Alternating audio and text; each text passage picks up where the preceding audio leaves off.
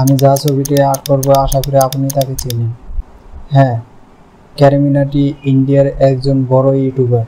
তার ছবিটি আর্ট করার জন্য আমি যে পেজটি ব্যবহার করেছি সেটি হলো মনমার্টের 150 GSM এবং যে পেন্সিল দ্বারা আর্ট করেছি সেটিও হলো mechanical pencil, pilot company 0.5 resolution. ক্যারিমিনাটির ছবিটি আউটলাইন ড্র করতে আমি যে রেফারেন্সে ড্র করেছি সেটি হলো গ্রিড লাইন দ্বারা।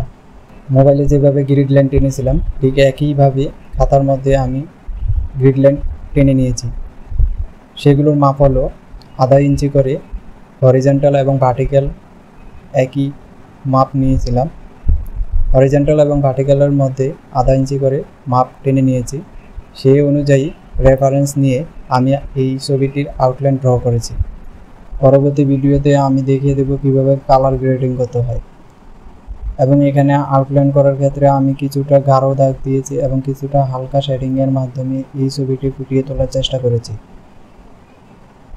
আউটলাইন ড্র করার ক্ষেত্রে যে যে বিষয়গুলো লক্ষ্য রাখতে হয় সেগুলো হলো চোখ, নাক, কান এবং মুখ।